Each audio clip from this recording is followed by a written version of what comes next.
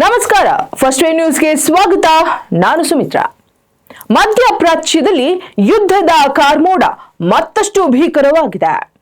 Iran ಮೇಲೆ Israel ಮತ್ತು America ಜಂಟಿಯಾಗಿ ಬೃಹತ್ ವಾಯುದಾಳಿ ನಡೆಸಿದೆ. ಆಪರೇಷನ್ ಎಪಿಕ್ ಫ್ಯೂರಿ ಹೆಸರಿನಲ್ಲಿ ನಡೆದ ಈ ದಾಳಿಯು ಇಡೀ ಜಗತ್ತನ್ನ ಬೆಚ್ಚಿ ಬೀಳಿಸಿದೆ. ಈ ಕುರಿತಾದ ಸಂಪೂರ್ಣ ವರದಿ ಇಲ್ಲಿದೆ.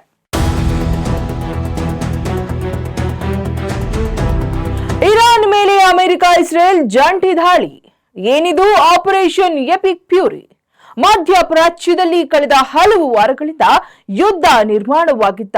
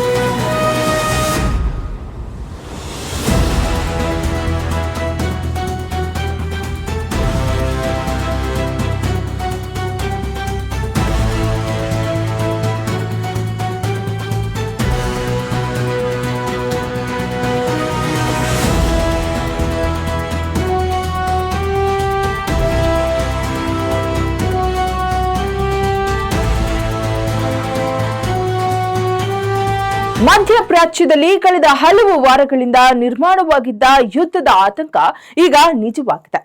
ಶನಿವಾರದಂದು ಅಮೆರಿಕ ಮತ್ತು ಇಸ್ರೇಲ್ ಪಡೆಗಳು ಇರಾನ್ನ ಪ್ರಮುಖ ಸೇನಾ ನೆಲೆಗಳ ಮೇಲೆ ದಿಢೀರ್ ವಾಯುದಾಳಿ ನಡೆಸಿದೆ.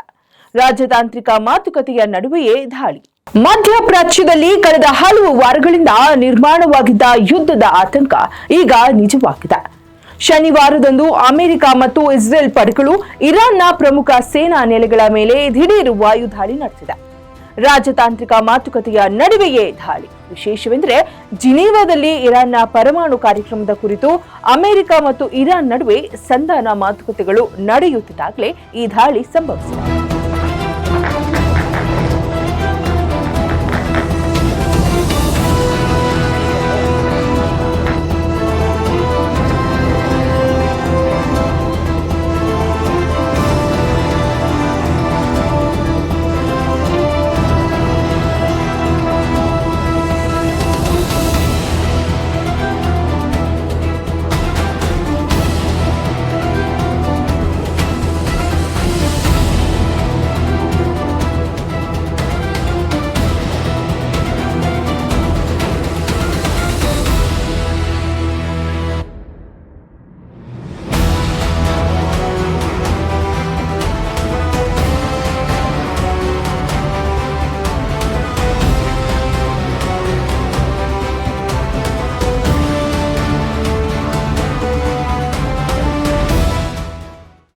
ಇಸ್ರೇಲ್ನ ತೀವ್ರ ವಿರೋಧ.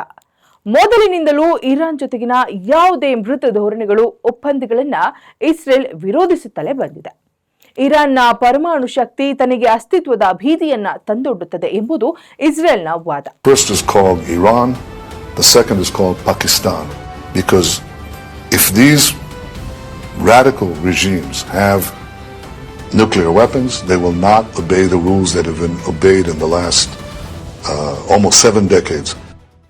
ಈ ಹಿನ್ನೆಲೆಯಲ್ಲಿ ಅಮೆರಿಕದ ಮೇಲೆ ಒತ್ತಡ ಹೇರಿ ಈ ಕಾರ್ಯಾಚರಣೆ ನಡೆಸಲಾಗಿದೆ ಎಂದು ವಿಶ್ಲೇಷಿಸಲಾಗುತ್ತಿದೆ.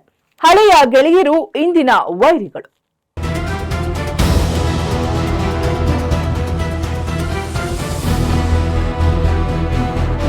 ಒಂದು ಕಾಲದಲ್ಲಿ ಇರಾನ್ ಮತ್ತು ಇಸ್ರೇಲ್ ಆಪ್ತ ರಾಷ್ಟ್ರಗಳಾಗಿದ್ವು ಎಂಬುದು ಇಂದಿನ ಪೀಳಿಗೆಗೆ ಅಚ್ಚರಿಯ ವಿಷಯ. 1948ರಲ್ಲಿ ಇಸ್ರೇಲ್ ಸ್ಥಾಪನೆಯಾದಾಗ ಅದನ್ನ ಮೊದಲು ಮಾನ್ಯ ಮಾಡಿದ್ದೇ ಮುಸ್ಲಿಂ ರಾಷ್ಟ್ರಗಳಲ್ಲಿ. ಇರಾನ್ ಕೂಡ ಒಂದು. ಆದರೆ 1979ರ ಇಸ್ಲಾಮಿಕ್ ಕ್ರಾಂತಿಯ ನಂತರ ಈ ಎರಡೂ ದೇಶಗಳ ನಡುವಿನ ಸಂಬಂಧ ಸಂಪೂರ್ಣವಾಗಿ ಹದಗೆಟ್ಟಿತು.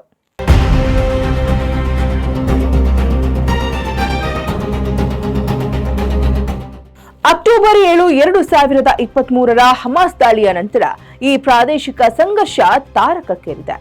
ಈಗ ಅಮೆರಿಕದ ನೇರ ಪ್ರವೇಶದೊಂದಿಗೆ ಇರಾನ್ ಮೇಲೆ ನಡೆದಿರುವ ಈ ಎಪಿಕ್ ಫ್ಯೂರಿ ದಾಳಿಯು ಜಾಗತಿಕ ರಾಜಕಾರಣದಲ್ಲಿ ಹೊಸ ಸಂಚಲನ ಮೂಡಿಸಿದೆ. ಇರಾನ್ ಈ ದಾಳಿಗೆ ಯಾವ ರೀತಿ ಪ್ರತಿಕ್ರಿಯಿಸಲಿದೆ ಎಂಬ ಭೀತಿಯಲ್ಲಿ ಇಡೀ ವಿಶ್ವವಿದೆ. ಒಟ್ಟಾರೆಯಾಗಿ ಶಾಂತಿ ಮಾತುಕತೆಗಳ ನಡುವೆಯೇ ನಡೆದ ಈ ಮಿಲಿಟರಿ ಕಾರ್ಯಾಚರಣೆ ಇಡೀ ಪ್ರದೇಶವನ್ನ ಮತ್ತಷ್ಟು ಅಸ್ಥಿರಗೊಳಿಸಿದೆ.